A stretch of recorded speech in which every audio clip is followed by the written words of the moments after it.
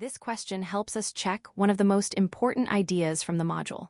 The primary purpose of meditation is not to stop thinking, and it is not to empty the mind. It is also not mainly about feeling relaxed, even though relaxation can sometimes happen. The correct answer is C, train attention. Let us understand why. Meditation is like exercise for the mind. Just as lifting weights trains muscles, meditation trains your ability to notice where your attention is and gently guide it back. That is the core skill. Now let us look at the other options. Option A, stop thinking, is incorrect because thinking is a normal function of the brain. Your brain produces thoughts the way your heart beats. Meditation does not require you to shut that down. Option B, empty the mind, is also incorrect. Many people imagine that a good meditation means having no thoughts at all. In reality, meditation is about becoming aware of thoughts without getting pulled away by them. Option D, feel relaxed, is not the main purpose. Relaxation can be a benefit, but it is not the goal. Sometimes meditation feels peaceful, and sometimes it feels difficult. Both experiences can still be useful. So if you remember one thing from this question, remember this. Meditation is attention training. This idea will connect to the next question, because once we understand that attention is the skill, we can better understand why mind wandering is not a mistake. Now we build directly on the last question. If meditation is about training attention, then what happens when your mind wanders? The statement says, a wandering mind means you are meditating incorrectly. The correct answer is false. This is a very important point, especially for beginners. Mind wandering is normal. In fact, it is expected. Your brain is designed to think, plan, imagine, remember, and react. So when you sit down and try to focus on your breathing, your attention will often drift. That does not mean you failed. It means you are seeing your mind clearly. What matters most is what happens next. The key moment in meditation is not that your mind wandered. The key moment is when you notice it wandered and gently bring your attention back. That moment of noticing and returning is the practice. Let us also learn from the incorrect idea here. If someone believes that mind wandering means they are doing meditation wrong, they may become frustrated and want to quit. But the truth is the opposite. Noticing wandering is part of doing it right. So instead of saying, I am bad at meditation because I got distracted, it is more accurate to say, I just practiced noticing distraction and returning. That is progress. This leads us naturally into the science behind practice. If returning attention again and again is helpful, what is changing in the brain? That brings us to neuroplasticity. Now we move from experience into science. The question asks, what is neuroplasticity? Neuroplasticity is the brain's ability to change, adapt, and strengthen through experience and practice. In simple words, your brain is not fixed. It is always learning from what you repeatedly do. This idea is powerful because it means your attention skills can improve over time. When you practice bringing your focus back during meditation, you are not just having a momentary experience. You are helping train the brain's attention systems. Think of it like creating and strengthening pathways. The more often you practice a mental skill, the easier that skill becomes. This is true for sports, music, studying, and also mindfulness. Repetition matters. For high school students, this is especially important because the teenage brain is still developing. That means it is highly capable of learning and adapting. Your habits, including how you use attention, can shape your mental patterns. So when you return your focus to the breath, to sound, or to the present moment, that small action matters more than it seems. You are strengthening the brain's capacity for awareness, self-control, and focus. This helps explain why meditation is practical, not magical. It works through training and repetition, but if the brain can be trained, we also need to understand its starting point. Why does it wander so easily in the first place? That is what we explore next. This question asks, why does the brain naturally wander? The brain naturally wanders because it is built to do many jobs at once. It is constantly scanning for information, remembering the past, imagining the future, solving problems, and watching for anything important or threatening. In other words, wandering is not a flaw. It is part of how the brain tries to help you. From an evolutionary point of view, this makes sense. A brain that could think ahead, notice danger, and replay past experiences had an advantage, so the wandering mind developed as a survival tool. However, a brain that wanders easily can also make focus more difficult. While you are trying to study, listen in class, or meditate, your mind may jump to a text message, a memory, a worry, or a plan for later. That is natural. This is why meditation matters. It does not fight the brain for wandering. Instead, it helps you build a better relationship with wandering.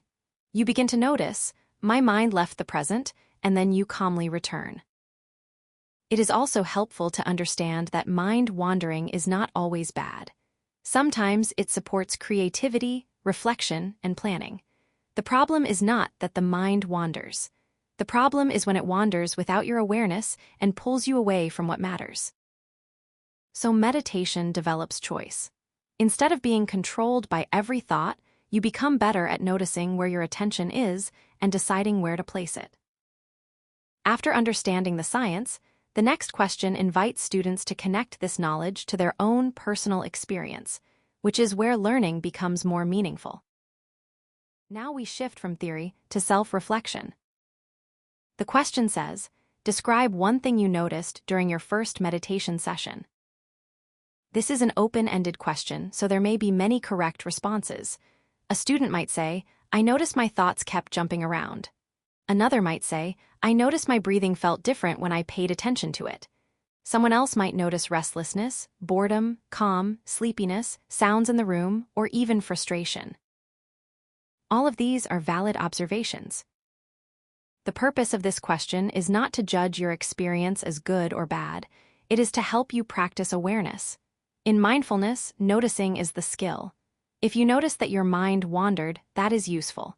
If you noticed discomfort, that is useful. If you noticed calm, that is also useful. Let us also learn something important here. Students sometimes think their answer should sound impressive, like they had a deep or peaceful experience. But that is not necessary. Honest observation is more valuable than trying to give the perfect answer. For example, if you noticed, I kept thinking about homework, that tells you something real about your attention. If you noticed, I felt impatient, that is also awareness. Meditation begins with seeing clearly what is happening in the mind and body. This question helps students connect the scientific ideas from earlier slides to their own lives. We have learned that mind wandering is normal, that attention can be trained, and that the brain changes through practice. Personal reflection helps all of that become real.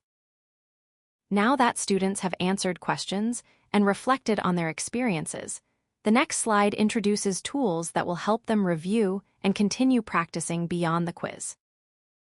At this stage of the module, you have explored the main ideas through questions and reflection. Now this slide introduces 3 support tools that help reinforce your learning: the infographic, the cheat sheet, and the completion badge.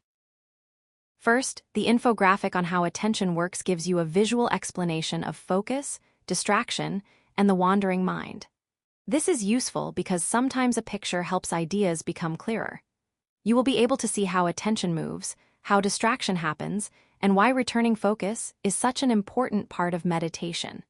It turns an invisible mental process into something easier to understand.